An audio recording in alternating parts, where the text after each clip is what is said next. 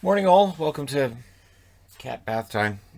It's weird, I get the camera going. The cats will bath themselves. As soon as I'm done, they're sleeping. And when I start up again, I'm like, all right, it's bath time.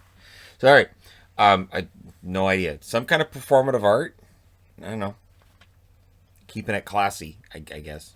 You are keeping it classy, right, Bear? Okay, all right. So, 6 games tonight. 4 of them start at 7 o'clock Eastern, 4 o'clock Pacific. We have one starting a half an hour later, and then 2.5 hours after that, we have Colorado and LA again. So I will be able to watch the entirety of this game, basically. Depending on how late this one goes, which after last night, you just never know.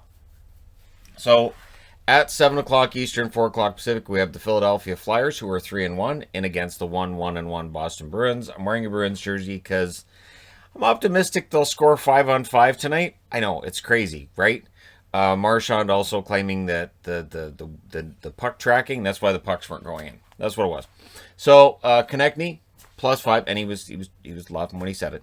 Konechny's a +5 on this year. He leads the Flyers. James Van Riemsdyk's a -2. That kind of surprised me because I think Van Riemsdyk's had a decent start, but he's been on the ice for more goals against than goals for.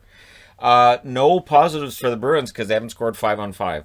To get a plus, you have to be on the ice for a 5-on-5 goal or a shorthanded goal scored, I think, is the other way to get a plus. And yeah, there's no pluses. Charlie Coyle is at the bottom with a -3, which is also surprising. I know it's early in the season, but I still think it's fun to look at. So again, at 7 o'clock Eastern, we've got New Jersey in against the Islanders. The New Jersey Devils off to a pretty solid start at 2-0-1. The New York Islanders 2-1. Leading the New Jersey Devils in the plus-minus, Tennyson at a +5. Good start. Zaka, Gusev, and Subban, -1. All of them, the only ones that are negatives on the New Jersey Devils. On the Islanders, Clutterbuck leads the team with a +2. And at -2, we've got Beauvillier and Johnston. So, pretty even there, really. Also at 7 o'clock Eastern, we've got the Tampa Bay Lightning in against the Columbus Blue Jackets. Tampa, 2-0, one of the few undefeated teams left. Columbus, 1-2-1. Leading Tampa in plus-minus is Sergachev at +5. Stevens and Maroon are both -1 for Tampa. And then on the Columbus side of things, Del Zotto leads them in plus-minus with a +4.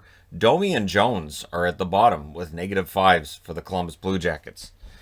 And that's where, plus-minus is interesting because there will be those who say, well, it's a stat that isn't all that indicative of, oh, no, I agree with it for that guy, right? 7 o'clock Eastern as well. Winnipeg in against the Ottawa Senators. Winnipeg's 2-1. Ottawa 1-1-1. So for Ottawa, they have a chance to go above 500. I was going to put on an Ottawa jersey. And I thought, throw on Boston. Boston's overdue for that 5-on-5 goal.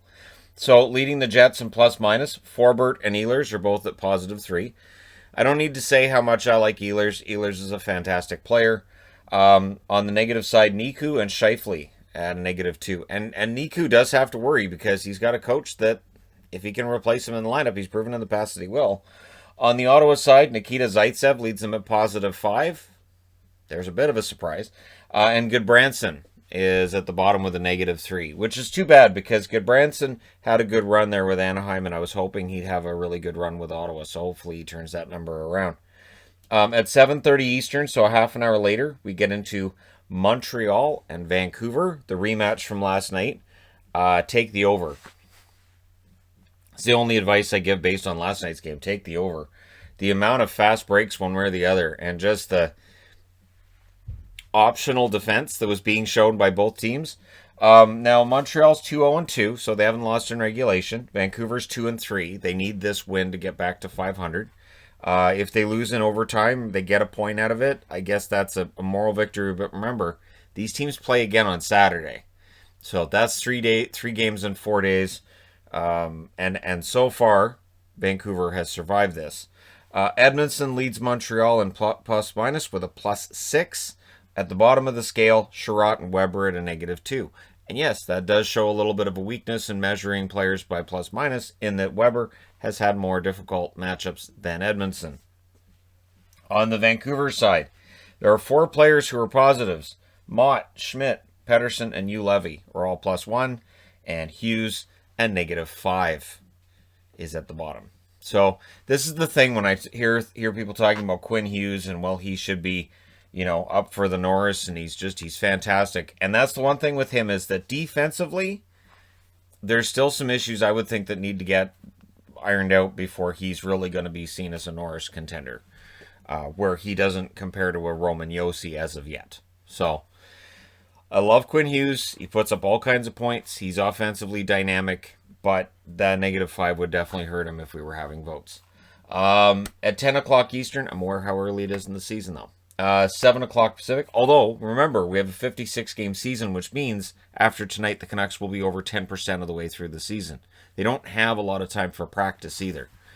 This is something that was being talked about. I'm trying to remember which game I was watching where they said, really, this year, players will have the least amount of practice of any season that we've seen because of how closely tied together all these games are. So, yeah, they don't have time to sit around and practice and work all this out. If they don't work it out during the game, they're going to find themselves outside the playoffs. So at 10 o'clock Eastern, 7 o'clock Pacific, we have the Colorado Avalanche. We're now 2-1, starting to look like those Stanley Cup contenders as expected, and against the Kings, who are 0-1-2. And the first half of the game was all Colorado. The second half, LA showed they could skate with them.